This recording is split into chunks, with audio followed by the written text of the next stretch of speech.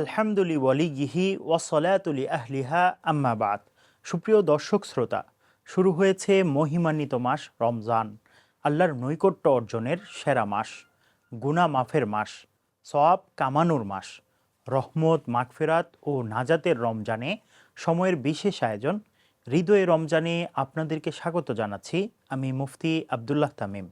রমজান মাস জুড়ে প্রতিদিন ক্ষমা প্রার্থনার গুরুত্বপূর্ণ সময় ভোররাতে আপনাদের সামনে হাজির হব ইনশাআল্লাহ। রহমতের দুয়ার খোলা মহিমান্বিত মাস রমজানে সময়ের মাসব্যাপী এই আয়োজনে সময়ের সঙ্গেই থাকবেন। প্রিয় দর্শক শ্রোতা, পবিত্র রমজান মাস মুমিনের তাকওয়া ও পুণ্য অর্জনের মাস। রমজান আল্লাহ তাআলার কাছে খুবই প্রিয়। এই মাসের ইবাদত আল্লাহ তাআলার কাছে অধিক গ্রহণীয়। রমজান মাসে তাকওয়া অর্জনের মাধ্যমে আল্লাহ তাআলার প্রিয় বান্দা হওয়া যায়, হৃদয়কে আবিলতা মুক্ত রাখা যায়, পাপের বোঝা ঝেড়ে ফেলা যায়। শুধু রমজানেই নয়, একজন সফল মুমিনের জন্য তাকওয়াপূর্ণ জীবন সর্বদাই জরুরি। কোরআনে আল্লাহ রাব্বুল আলামিন ইরশাদ করেন, ইয়া আইয়ুহাল্লাযীনা আমানুত্তাকুল্লাহ হাক্কা তুকাতিহি ওয়ালা তামুতুন্না ইল্লা ওয়া আনতুম মুসলিমুন। হে ঈমানদারগণ, আল্লাহ তাআলাকে তোমরা যথাযথ ভয় করো এবং মুসলিম না হয়ে মৃত্যুবরণ করো না। তাকওয়ার সহিত যে আমলই করা হয় সেটি বিফলে যায় না, বরং আল্লাহ তাআলা কবুল করে নেন সহজেই। খাঁটি মুমিন হওয়ার মানদণ্ডও এই তাকওয়াই। তাকওয়ার অর্থ হলো ভয় করা। তাকওয়ার মর্ম মূলত কি, এ ব্যাপারে মুফাসসিরিনগণ বলেন, পরকালের জন্য ক্ষতিকর এমন জিনিস থেকে বিরত থাকার নামই হচ্ছে তাকওয়া। হাদিসে পাওয়া যায়, উবাই রাদিয়াল্লাহু তাআলা আনহুকে একবার ওমর রাদিয়াল্লাহু তাআলা আনহু তাকওয়া সম্পর্কে জিজ্ঞাসা করেন। উবাই রাদিয়াল্লাহু তাআলা আনহু বলেন, কণ্টকাকীর্ণ বৃক্ষসমূহ ও জঙ্গলের মধ্য দিয়ে কিভাবে যাত্রা করেন? ওমর রাদিয়াল্লাহু তাআলা আনহু উত্তর দিলেন, এমনভাবে চলতে হয় যাতে কাঁটার আঁচড়ও দেহে না লাগে। উবাই রাদিয়াল্লাহু তাআলা আনহু তখন বলেন, তাকওয়ার দৃষ্টান্ত ঠিক তেমনি, অর্থাৎ তাকওয়া হচ্ছে এমনভাবে চলা যাতে ধর্ম ও ঈমানের কোনো ক্ষতি না হয়। ইসলামে তাকওয়া অর্জনের গুরুত্ব ও মাহাত্ম্য অতুলনীয়। তাকওয়ার গুরুত্ব অপরিসীম। তাকওয়া বা আল্লাহ তাআলার ভয় হৃদয়ে না থাকলে প্রবৃত্তির গোলাম হতে হয়, প্রবৃত্তির অনুসরণ করতে হয়। এজন্য তাকওয়াকে হৃদয়ে স্থান দিতে হবে। কোরআন হাদিসে অসংখ্য জায়গায় মুমিনকে বহুমূল্য তাকওয়ার রঙে রঙিন হতে বলা হয়েছে। ইরশাদ হয়েছে, হে ঈমানদারগণ, তোমরা আল্লাহ তাআলাকে ভয় করো এবং সঠিক কথা বলো। তাকওয়া তিন ধরনের হতে পারে। এই তিন প্রকারের পৃথক পৃথক গুরুত্ব রয়েছে। প্রথমত, আল্লাহ তাআলা ভিন্ন কারো ইবাদত না করা, শিরক থেকে বেঁচে থাকা। এই প্রকারের গুরুত্ব সকল মুমিনের জন্য খুবই জরুরি। এটিতে সমস্যা হলে কখনো ঈমানে সমস্যা হয়, আবার কখনো ঈমান নষ্ট হয়ে যায়। এটি গ্রহণযোগ্য নয়।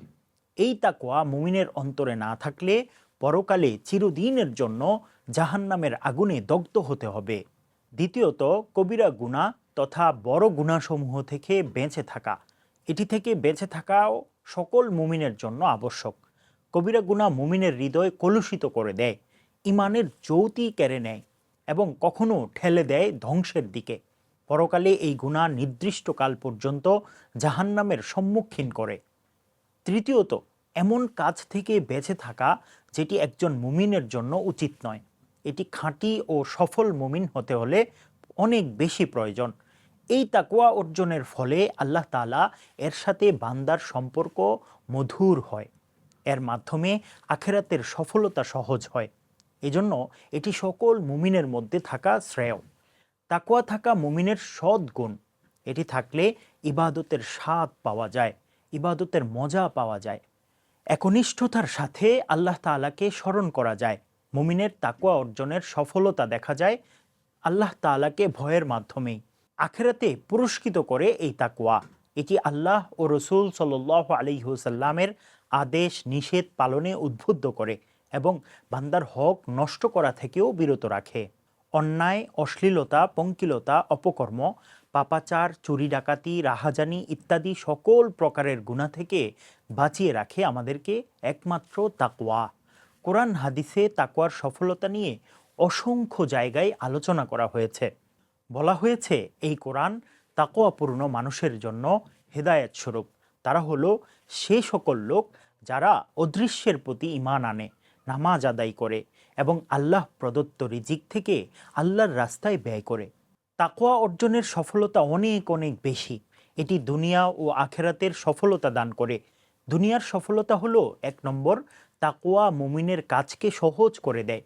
ইরশাদ হয়েছে, যে ব্যক্তি আল্লাহ তাআলাকে ভয় করে অর্থাৎ তাকওয়া অবলম্বন করবে, আল্লাহ তাআলা তার কাজকে সহজ করে দেবেন। 2 নম্বর, তাকওয়া মুমিনকে শয়তানের কুমন্ত্রণা ও অনিষ্ট থেকে বাঁচিয়ে রাখে। ইরশাদ হয়েছে, নিশ্চয় মুত্তাকিগণকে শয়তান স্পর্শ করলে অর্থাৎ কুমন্ত্রণা দিলে তারা আল্লাহকে স্মরণ করেন, তাদের দৃষ্টি তখনই খুলে যায়। 3 নম্বর, তাকওয়া মুমিনের জীবনে সচ্ছলতা এনে দেয়। ইরশাদ হয়েছে, যে ব্যক্তি আল্লাহ তাআলাকে ভয় করবে, আল্লাহ তার জন্য রিজিকের পন্থা অর্থাৎ কর্মসংস্থান বের করে দিবেন, তাকে অপ্রত্যাশিত নেয়ামত দান করবেন। 4 নম্বর, তাকওয়া মুমিনকে দুনিয়াতে আল্লাহর অলি বানিয়ে দেয়। ইরশাদ হয়েছে, একমাত্র মুত্তাকিগণই আল্লাহ তাআলার অলি। 5 নম্বর, তাকওয়া জ্ঞান বৃদ্ধির মাধ্যম হতে পারে। ইরশাদ হয়েছে, তোমরা আল্লাহকে ভয় করো, আল্লাহ তোমাদেরকে জ্ঞান দান করবেন। 6 নম্বর, তাকওয়ার মাধ্যমে আল্লাহ তাআলার অনুগ্রহ অর্জন করা সহজ হয়। ইরশাদ হয়েছে, আমার অনুকম্পা সব কিছুকেই বেষ্টন করে আছে, সুতরাং অচিরেই আমি তা মুত্তাকি, যাকাত আদায়কারী ও আমার নিদর্শনে বিশ্বাসীদের জন্য লিখে দেব। 7 নম্বর, তাকওয়া আল্লাহ তাআলার বরকত কাছে নিয়ে আসে। ইরশাদ হয়েছে, যদি গ্রামবাসী আল্লাহ তাআলার প্রতি ঈমান আনত ও তাকওয়া অর্জন করত, আমি তাদের জন্য আসমান ও জমিনের বরকতের দরজাসমূহ খুলে দিতাম। তাকওয়ার মাধ্যমে আখিরাতের সফলতা অর্জিত হয়।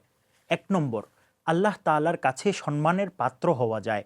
ইরশাদ হয়েছে, তোমাদের মধ্যে অধিক সম্মানিত সে যে আল্লাহ তাআলাকে অধিক ভয় করে।